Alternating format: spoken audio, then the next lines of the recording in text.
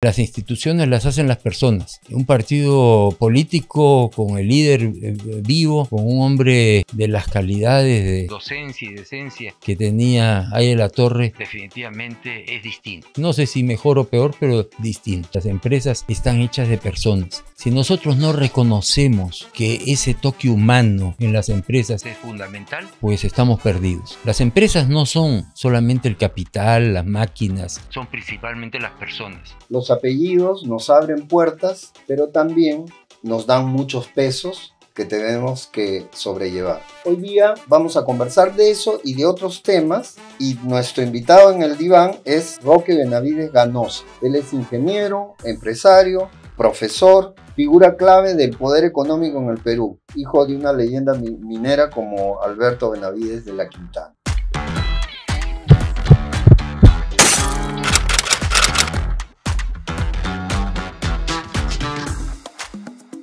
¿Qué tal, Roque? ¿Cómo estás? Muy bien, gracias. No sé si hemos nacido en cuna de oro, pero hemos nacido en un hogar muy establecido, sí. Cuéntanos de tu infancia. Vamos a retroceder en el tiempo. Roque Benavides a los 10 años. ¿Qué sueños tenías? ¿Miedos? ¿Eras obediente? ¿Eras medio rebelde? ¿Cómo era Roque Benavides a los 10 años? Comenzando porque somos 5 hermanos. El cuarto de ellos soy yo. Somos 3 hermanos hombres y 2 hermanas mujeres. A los 10 años, como toda mi vida, he sido aburridamente responsable.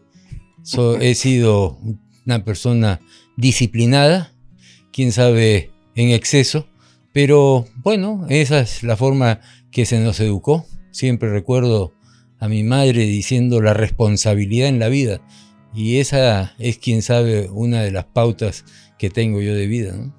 ¿Qué número de hermanos eres tú? ¿En qué lugar te encuentras de los 5? Yo soy el cuarto. Dice que nunca hay cuarto malo.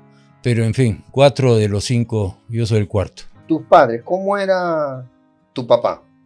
Bueno, mi padre era un hombre muy dedicado al trabajo, muy de viajar por la sierra, siempre atento a nosotros, pero también a veces, por supuesto, entre sus viajes y su trabajo, quién sabe, no estaba tanto en la casa como si lo estaba mi madre, ¿no? ¿Te sentías algunas veces un poco solo por la lejanía de él, por el trabajo? No, la verdad es que nunca recuerdo haberme sentido solo, todo lo contrario.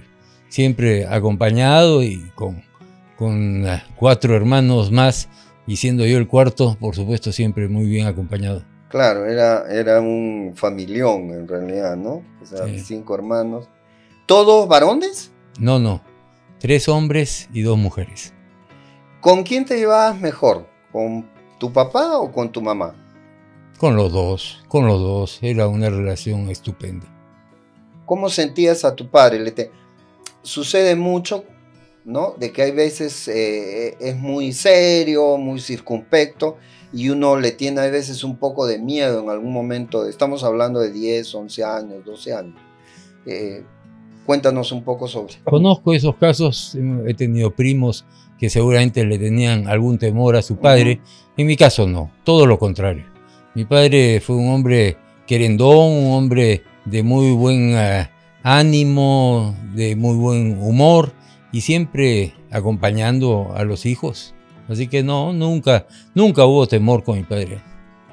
Ya, y tu madre, mientras tu padre trabajaba y se iba, ¿tu madre se ocupaba más de ustedes, de la casa, o tenía otro tipo de actividades? No, siempre muy ocupada de nosotros, siempre muy cariñosa, quién sabe, muy disciplinada también, y quién sabe, eso nos lo transmitió siempre, ¿no? El colegio, estudiaste en el Inmaculada, ¿no?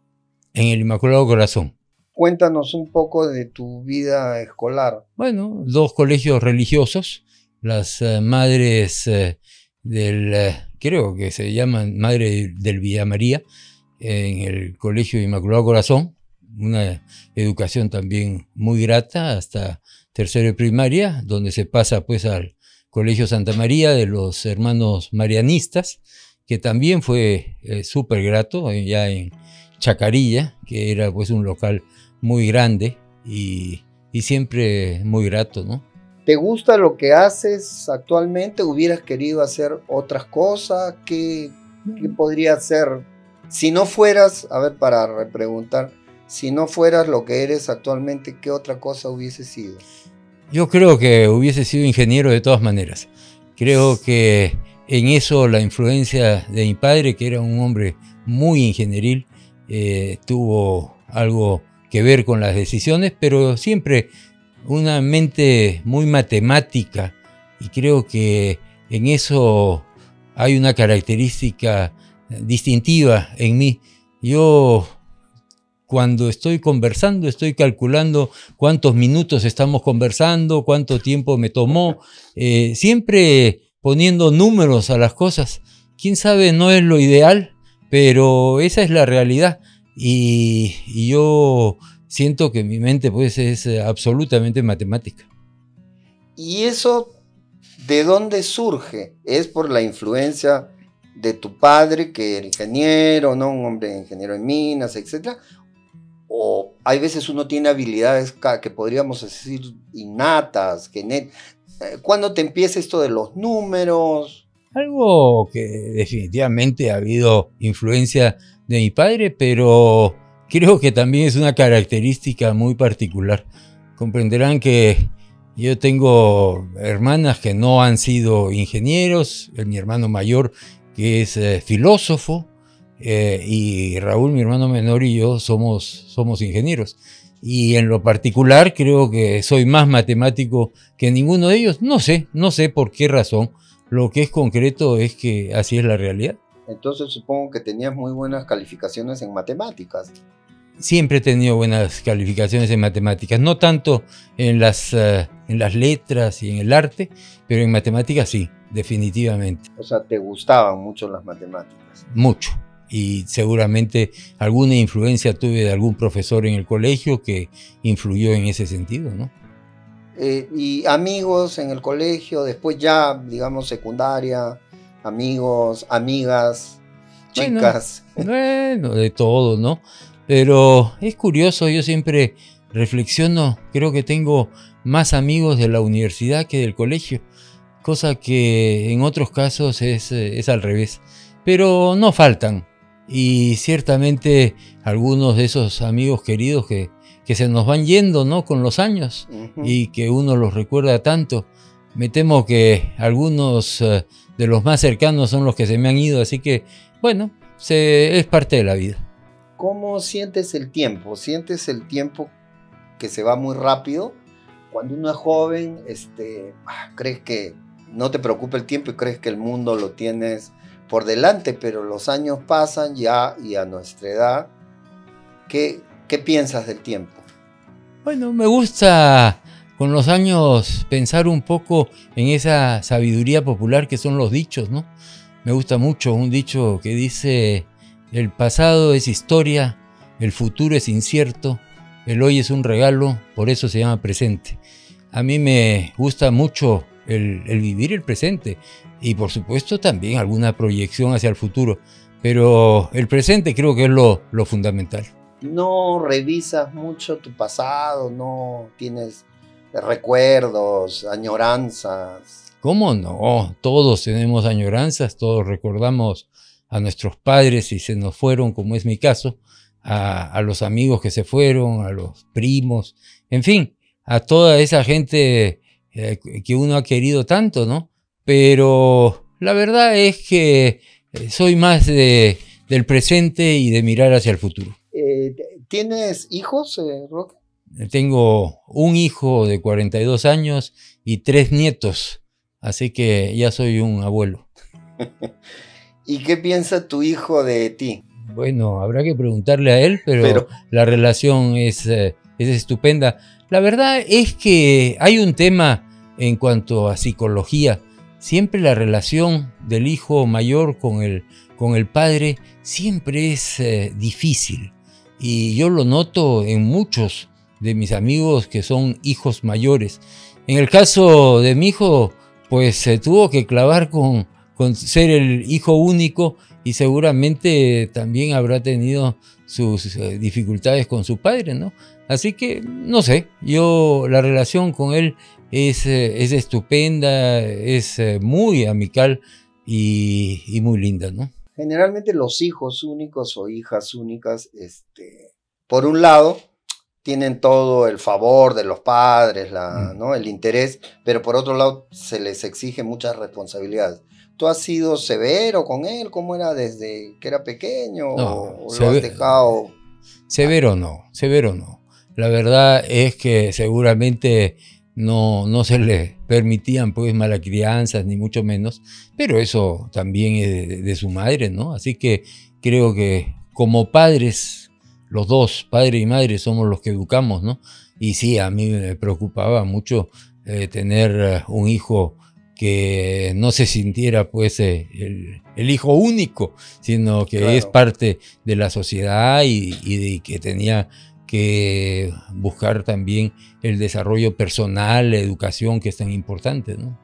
¿Qué profesión tiene él? ¿También es ingeniero o Él es administrador de empresas, administrador de empresas? especializado en finanzas. Ya.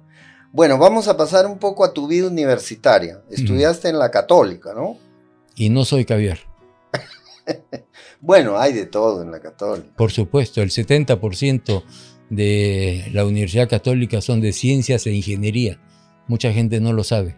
El 30% es derecho y las ciencias sociales. Así que la mayoría de los que, entre comillas, se les dice caviares, a mí no me gusta el término, son más de ciencias o de ciencias sociales. Ciencias sociales. Sí. Sí, no, ese término caviar a mí tampoco me gusta. A mí me disgusta el adjetivo, adjetivar a las personas. Eso rompe el diálogo, eso no permite que la gente se comunique. Y creo que en el Perú tenemos que aprender a no utilizar adjetivos y poder dialogar mucho más. Y tu trayectoria en la Católica, bien, ahí, bueno, ahí sí debes haber cultivado más amistades. ¿Tuviste algún pinino político en la Católica? ¿Algún interés en el momento que estudiabas? ¿O eso viene después? Vamos a conversar un poco de eso. Bueno, siempre, pero es que no tiene que ver pues solamente con la universidad, ¿no? Comprenderás que yo tengo pues una relación muy estrecha, nada menos que con Víctor Raúl Ayala-Torres, ¿no? Y fui muy cercano a él.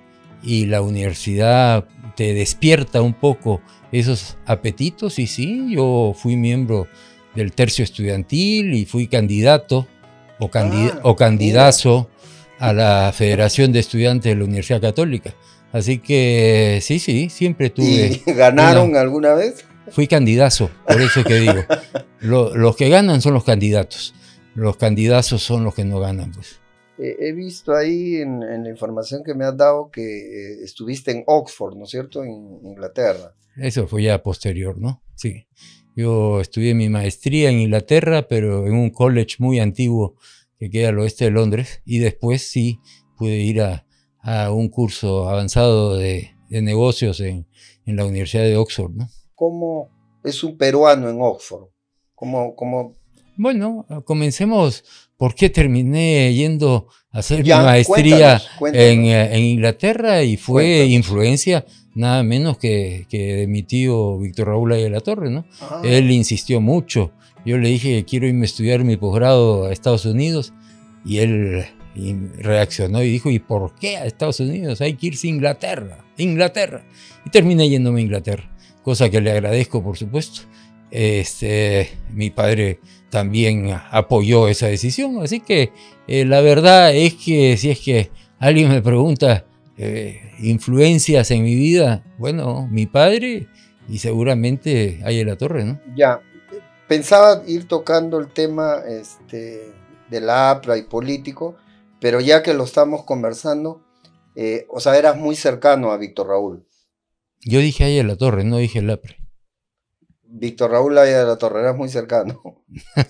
Así es. No, es que, bueno... No, pero es que hay una diferencia entre entre las personas y las instituciones. sin perjuicio de que no tengo nada en contra del APRA. No, eso te iba a decir. Si hiciéramos una comparación entre el APRA de Víctor Raúl Haya de la Torre y el APRA posterior, ¿en qué cambió?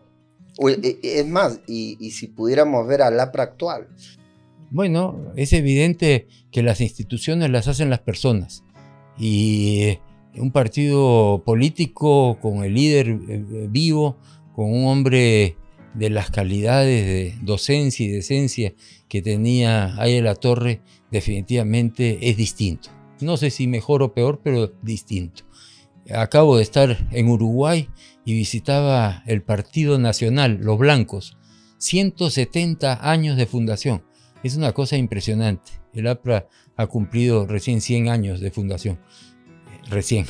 Suena a poca cosa, ¿no? Sí. Así que, no, yo creo que hay una diferencia. Creo que un hombre como Haya de la Torre unificaba a cualquier grupo humano, a favor o en contra. También hubo mucho antiallismo, por supuesto. Así que, no, es diferente. Mi relación fue con él, no necesariamente con todos sus seguidores. Claro, y alguna anécdota que nos puedas contar de que hayas tenido con Víctor Raúl. Efectivamente, Víctor Raúl Haya de la Torre era una personalidad pues, intelectual, política, distinta, ¿no? Un hombre de una austeridad, de una humildad, sencillez impresionante. Mucho me acuerdo un día yendo a recogerlo a Villa Mercedes, que dicho sea de paso, Mercedes era mi abuela. La dueña de Villa Mercedes era mi abuela Mercedes de la Torre, que era prima hermana de Víctor Raúl. Nacieron con 6 meses de diferencia y murieron con 6 meses de diferencia. Se decía uno al otro, mi hermana Mercedes, y ella le decía a mi hermano Víctor. Bueno, enviudó mi abuela y fui a recogerlo un día para almorzar en casa de mis padres, donde vivía mi abuela ya viuda, y lo recogí en el Volkswagen, en fin, lo subí al Volkswagen, fuimos por circunvalación. A la hora del peaje, de repente veo que el tío Víctor Raúl saca pues la billetera para pagar. Le digo, no te preocupes, yo voy a pagar. No, y me da los 5 soles, qué sé yo. Y pago, pero en ese momento veo en la billetera unas hojitas verdes. Y le digo, ¿y eso qué cosa es? Es ruda, sobrino. ¿Y para qué quieres ruda? Porque la ruda atrae el dinero. ¿Y tú cuándo has tenido interés en el dinero? No, pues, sobrino, tú comprenderás, siempre es bueno tener un poco de dinero. Pero Haya de la Torre era un hombre de una pobreza realmente franciscana, ¿no? Y sin embargo tenía pues esas cosas de tener ruda en la billetera. Claro, sí, yo me acuerdo que en la Constituyente no recibía sueldo, un sol, creo que fue lo que él dijo que le pagan, que era simbólico. Porque le exigieron que tenía que haber un pago. Claro que tenía que haber un pago, ¿no es cierto? Luego ya tu trayectoria más profesional, has sido gerente de Buenaventura, pues, ¿no? Sí, una vida, quién sabe, algo aburrida para toda la dinámica que tienen ahora los jóvenes que se cambian de puestos a cada rato. Bueno, yo comencé mi carrera profesional, quién sabe, antes de eso una pequeña empresa constructora con algunos amigos, pero después comencé en Buenaventura y he hecho toda mi carrera profesional en Buenaventura.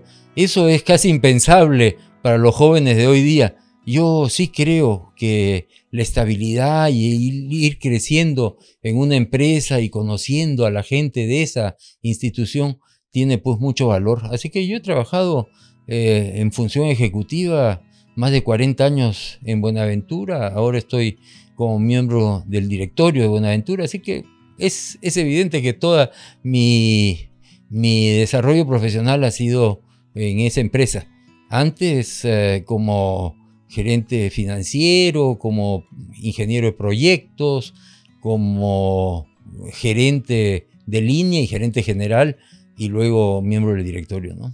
¿Cómo se gestiona pues una mina así tan importante? La relación con el personal, con los trabajadores, con Ahora que tenemos un grave problema, luego te voy a pedir alguna opinión de lo que está pasando con la minería informal y con los mineros ahora. Yo creo que las instituciones y las empresas están hechas de personas.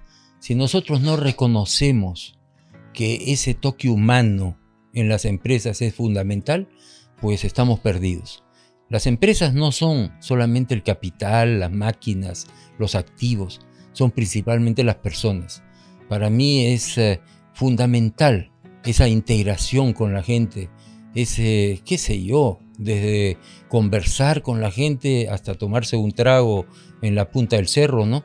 Porque Buenaventura es una empresa que tiene hoy día trabajando en 8 regiones del Perú, todas ellas rurales y muy lejanas de las ciudades. Y bueno, ahí tenemos muchos de nuestros compatriotas que también merecen nuestra atención. Y en el caso particular mío, bueno, una oportunidad para integrarme con gente de la sierra especialmente, pero que son gente buenísima y con la que uno quiere integrarse, ¿no? Dirías que conoces bien la sierra y todo este mundo andino? Bueno, yo conozco los 24 departamentos del Perú. Me siento muy orgulloso de poder decirlo. Algunos se ríen de que uno diga una cosa así, pero principalmente la sierra. Mucho de lo que me preguntabas de la familia, bueno, hoy día lo fashion pues es irse a las playas del sur. A nosotros nunca nos llevaron a la playa. A nosotros nos llevaron a Huancavelica, a Cerro de Pasco, a Loroya. Nosotros nunca tuvimos una casa de playa, ¿no? Así que la vida ha cambiado, yo lo entiendo, pero creo que esa experiencia de estar cercanos a la Andes, de estar cercanos a la gente en las zonas rurales es muy valiosa. Vamos a ver. ¿Y qué pasa con el Perú? En 200 años diría que no hemos despegado como debería ser todavía como país. ¿Tú qué piensas? Podríamos estar mucho mejor, claro que sí. Sin embargo, si uno tiene la oportunidad de viajar, la gente afuera dice, oye, qué bien le va al Perú, ¿no? Y nosotros acá, medios don pésimos, siempre decimos que estamos muy mal.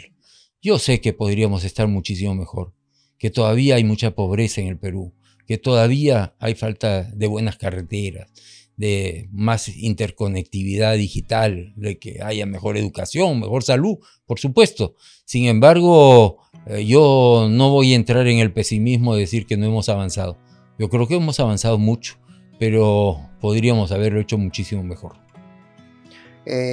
Hay muchos jóvenes que no confían en los empresarios, de alguna manera como que no hay un empate ahí.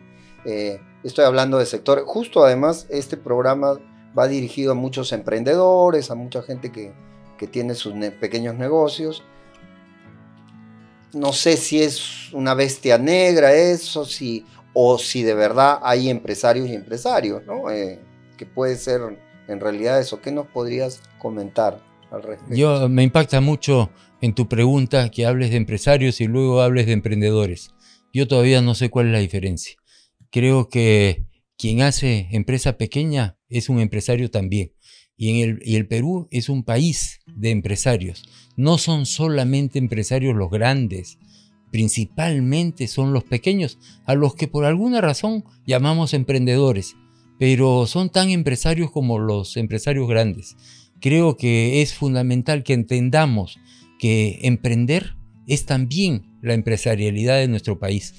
En el Perú, el 99% de las empresas, en número de empresas, son micro y pequeñas empresas.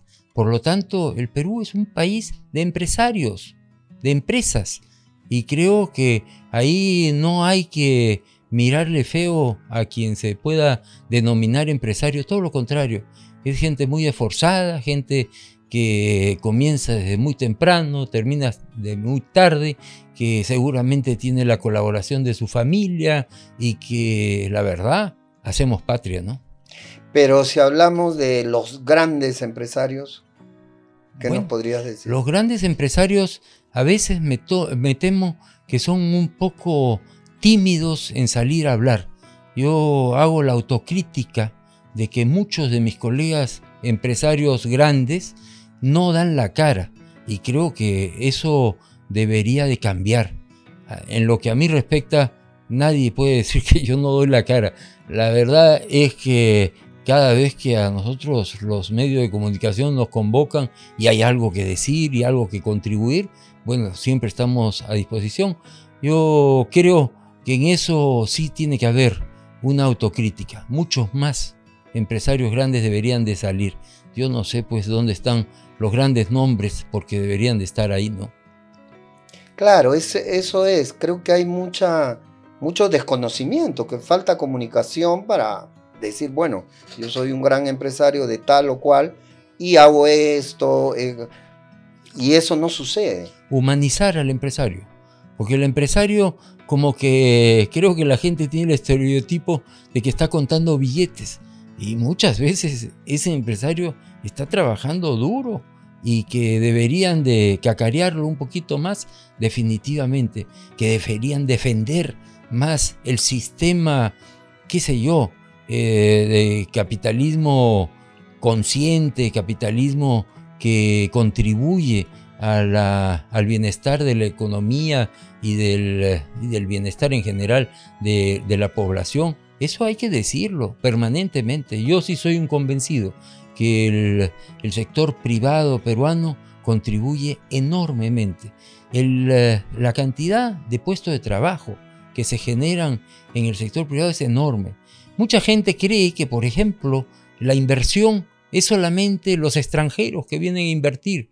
En el Perú, del 100% de la inversión, 20% es inversión pública, el Estado, que debería, por supuesto, ser mucho más eficiente en salud, en educación, en infraestructura básica. El otro 80% de la inversión es inversión privada. Y de ese 80%, el 80% es inversión nacional de peruanos. La mayoría de ello es micro y pequeña empresa. El otro 20% de la inversión privada es inversión extranjera, que viene con nuevas tecnologías, con nuevos procesos, que por supuesto debe ser bien tratada. Pero esencialmente somos nosotros los peruanos y principalmente la micro y la pequeña empresa del Perú la que saca la cara por nuestra patria. Yo estoy sí también de acuerdo con no llamarlos emprendedores, ¿no? Ese es un tema que se ha venido acuñando en los últimos tiempos, pero son empresarios. Pero ¿cómo empataríamos a estos pequeños empresarios con los medianos y grandes empresarios para hacer, yo diría, una especie de unidad de acción, una cadena productiva, que yo creo que eso no hay? Yo creo que hay que generar ese círculo virtuoso, porque las microempresas, las pequeñas empresas, contribuyen a la mediana y la mediana a la grande, pero eso hay que explicarlo y hay que insistir que nosotros compramos mucho de la micro y de la pequeña empresa. Eso le permite, por supuesto, parar la olla. Y de la mediana empresa también, los contratistas, la gente que trabaja para las grandes empresas. Es un círculo virtuoso que tenemos que transmitirlo, comentarlo para que la gente lo tenga presente.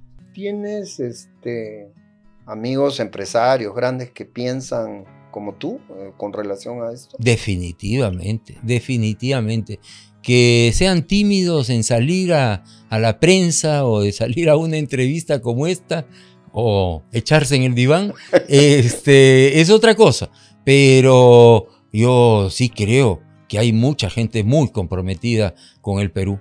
En fin, yo por eso es que digo, la autocrítica del sector empresarial debería ser poder salir mucho más a comunicar, ¿no? Claro. Tú has sido, creo, presidente de Confiep, ¿no es cierto? En 2 oportunidades. En 2 oportunidades. ¿Cómo funciona Confiep? ¿Qué hace Confiep? Porque tampoco se sabe mucho, salvo que estés muy empapado del tema. La gente no sabe porque no averigua también, ¿no? Pero Confiep es Confederación Nacional de Instituciones Empresariales Privadas. Fue un esfuerzo hecho hace ya más de 30 años para unir a todo el sector privado, para unir fuerzas y poder transmitir algo de lo que estamos conversando.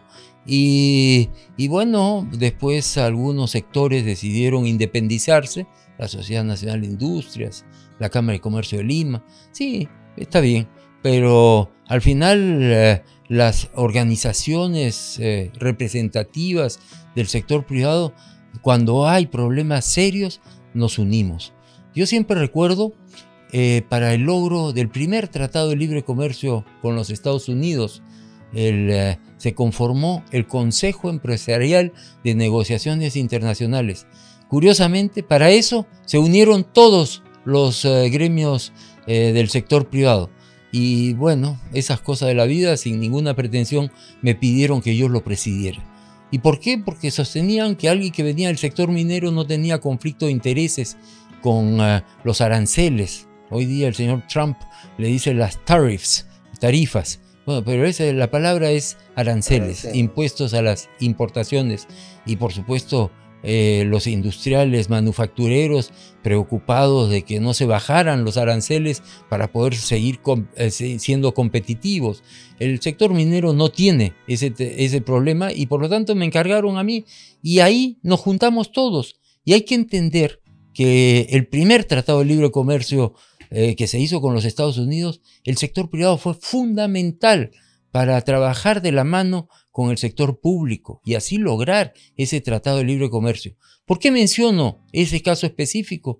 Porque después de eso han venido una decena o más de tratados de libre comercio y eso nos ha integrado con el resto del mundo. Eso es lo que le permite al Perú seguir creciendo, seguir pudiendo exportar toda la agroindustria que se produce, toda la minería, todos los productos manufacturados, y eso nos ha permitido ampliar pues, los mercados enormemente. La micro y la pequeña empresa se benefician de esos tratados de libre comercio y el sector privado fue fundamental para lograr ese primer tratado de libre comercio, para trabajar en forma conjunta con el sector público. Yo siempre me acuerdo que en alguna oportunidad, y estoy hablando de eso hace 15 años o más, el Parlamento Nacional fue muy criticado porque fueron varios parlamentarios a una ronda de negociaciones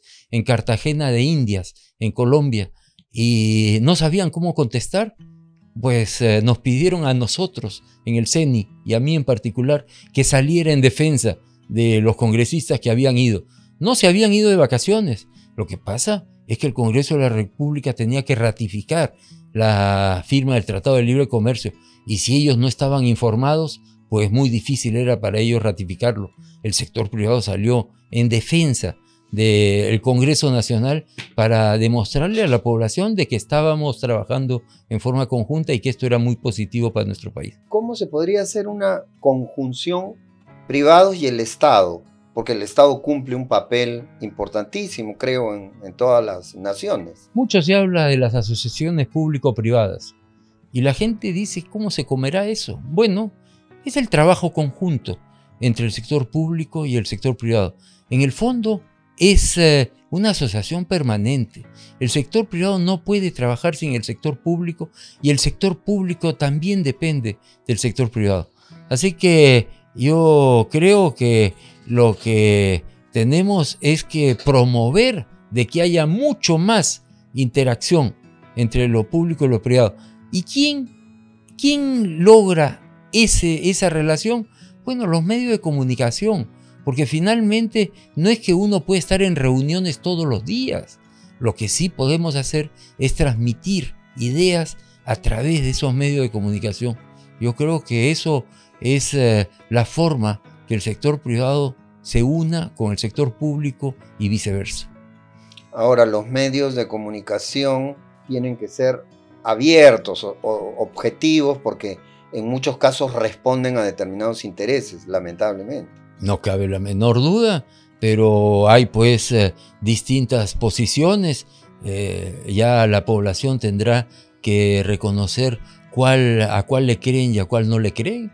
Yo sí creo que la libertad de prensa es mucho mejor que no comunicarse, y creo que eso es fundamental. Claro, la comunicación es promover y propagandizar lo que uno va haciendo para conocerlo. Y ¿Y qué le pasa al Perú en ese momento? La corrupción. Es que tú has dicho varias veces algo que me parece fundamental. Las personas tienen que ver en todo, porque son los que no son las máquinas. ¿Qué está pasando? Vivimos niveles de corrupción espeluznantes. Es evidente que la corrupción, junto con la informalidad, junto con el centralismo, junto con la inseguridad ciudadana, son los grandes males que estamos viviendo en nuestro país. La corrupción es algo que deteriora a las sociedades. El Perú no está ausente de esa corrupción, pero pensar que estamos solos en el mundo, seguramente hay corrupciones más sofisticadas. En el Perú es casi evidente, pero lo que tenemos que hacer es luchar contra ella, y quienes sentimos que estamos haciendo las cosas adecuadas y que no estamos metidos en la corrupción, tenemos que salir a hablar y tenemos que salir a pechar a aquellos que nos están deteriorando un poco a nuestra sociedad. Creo que la única manera es esa, no hay otra, y nos toca enfrentar esos problemas. ¿Tienes tú una propuesta con algunos colegas, empresarios, con amigos, porque claro, hay que enfrentar este problema terrible, hay que enfrentar?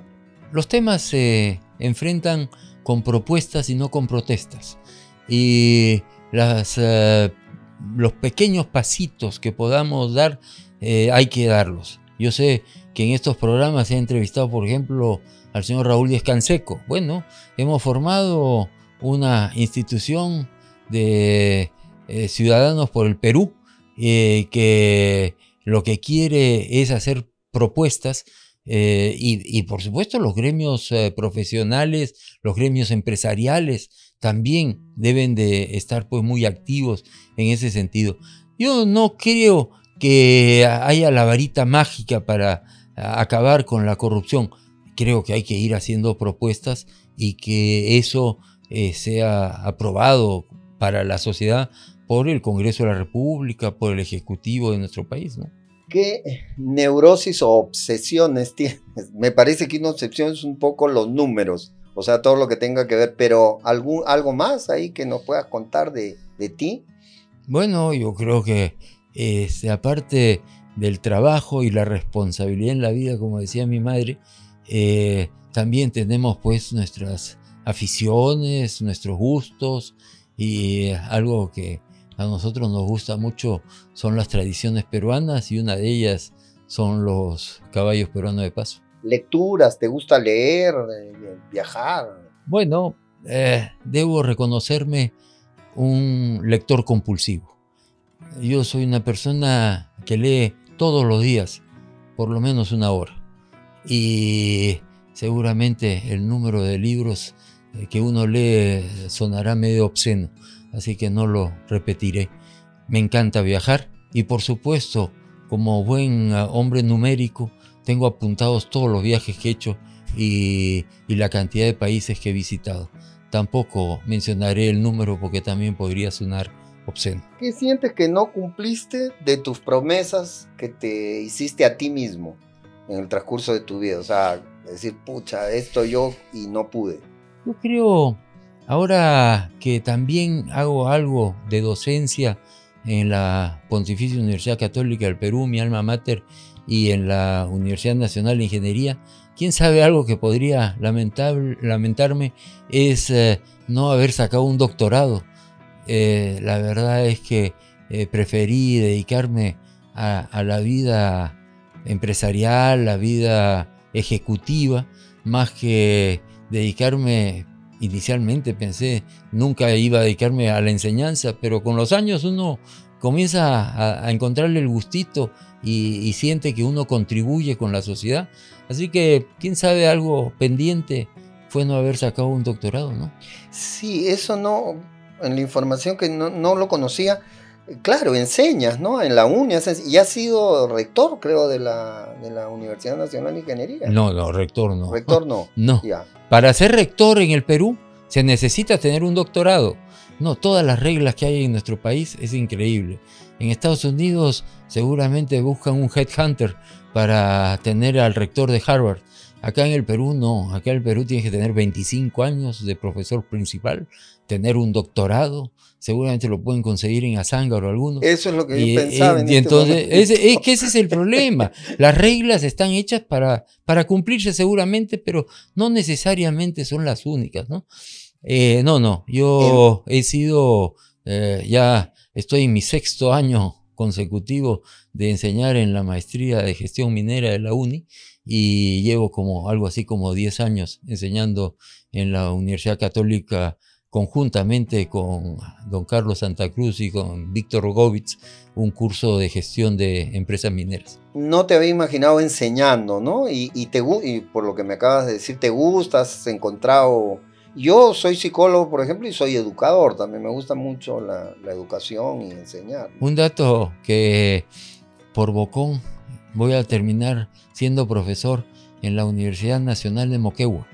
El año pasado hubo el Congreso de Minería de Moquegua, Moquemín, y esas cosas que me sacaron que yo era profesor en la UNI, que por qué no enseñaba en Moquegua. Le dije, yo les organizo un curso. Así que a partir del próximo semestre voy a dedicar un poquito de mi tiempo y por supuesto con la colaboración de algunos ejecutivos de Buenaventura a enseñar en la Universidad de Moquegua. Ya sacaron el flyer, así que ahora ya lo puedo decir. No hay vuelta atrás entonces. No hay vuelta atrás, me tomaron la palabra por bocón. Estoy terminando ahora comprometiéndome con la Universidad de Moquegua. Pero hasta eso uno aprende, porque uno puede convocar gente para atraer al mundo de la academia, atraer a gente de la empresa. Lo que uno puede contribuir en un curso en la universidad, desde mi experiencia, no es competir con el súper académico, sino los contactos que uno pueda tener con otros empresarios, con otra gente que trabaja en la empresa y que puedan venir a hablarle a los chicos. Así que yo ya aprendí a organizarme para poder enseñar en algunas universidades. Ya te veremos en Moquegua. Sí. Bueno, va a ser virtual, pero la inauguración sí va a ser presencial. Es virtual. Yo creo que cursos de últimos años, cursos de maestría, pueden perfectamente ser virtuales. Es interesante la anécdota en el caso de la UNI. Yo comencé dictando cuando la pandemia, el año 2020, y era virtual. Terminó la pandemia y yo dije, ahora voy a tener que irme hasta la UNI. Pero resulta que este es un curso de maestría principalmente para gente ligada a la industria minera, y con los horarios atípicos que hay en minería, con las ubicaciones donde trabaja esta gente, pues esa maestría ha nacido para quedarse virtual, porque yo tengo hoy día alumnos pues en Cajamarca, alumnos en Patás, alumnos en Arequipa, alumnos en Puno, alumnos en Huancavelica, alumnos en Fruta del Norte, que está en el Ecuador, cerca de la frontera con el Perú. Tengo una alumna que está trabajando en Canadá, otro alumno que está trabajando en Nicaragua. Y entonces esas maestrías están hechas para quedarse virtuales. El caso de Moquegua, que es curso de fin de carrera, proyectos mineros, en momentos donde Buenaventura está sacando adelante el proyecto San Gabriel en la zona de Ichuña a 4.780 metros de altura, pues es un momento propicio para que la empresa también se integre con la universidad, con los jóvenes, que les explique qué cosa es lo que estamos haciendo y las cosas buenas que puede traer un proyecto minero más a la zona de Moquegua. ¿Alguna vez te dio soroche andando por la sierra? Por supuesto. El que diga que no le ha dado soroche no ha viajado a la sierra. No, yo de niño he sufrido enormemente los mareos y los soroches, claro. Por supuesto, la última vez fue una temeridad que cometí hace como 3 o 4 años de quedarme a dormir en la mina de Tambomayo, en Cayoma, a 4.700 metros de altura. La verdad es que no pude dormir. Y ciertamente Lo hice bastante bien en el sentido de no sentir mareos, pero la altura es muy dura. Hay un dicho también muy interesante dentro de esa sabiduría popular. En la sierra hay que comer poquito, caminar despacito y dormir solito. Qué bueno. Bueno, el tiempo que es siempre un enemigo. ¿Algo que quisieras comentar al final? ¿Algún mensaje para los empresarios, para los jóvenes, para los que nos van a ver? Yo creo que tiene una dosis de resumen de las cosas que me has preguntado. Yo quisiera decirles, recomendarles que la educación es fundamental y que estudien todo lo que puedan. Que la lectura es la forma de autoeducarse, autodidactas. Lean todo lo que puedan. Que el idioma inglés es fundamental para integrarse con el resto del mundo, pero el quechua y el aymara son indispensables si queremos integrarnos con zonas muy aisladas de nuestro país. Y viajen todo lo que puedan, porque la verdad es que los viajes le abren la mente a la gente, le abre los ojos a otras realidades que nos permiten también aprender. Te agradecemos la presencia. Quién sabe, en otro momento me parece que se han quedado muchas cosas ahí en el tintero. Te volvamos a invitar. Y finalmente con ustedes, con los que nos ven, nos vemos el próximo miércoles. Suscríbanse al canal, vendrán más novedades.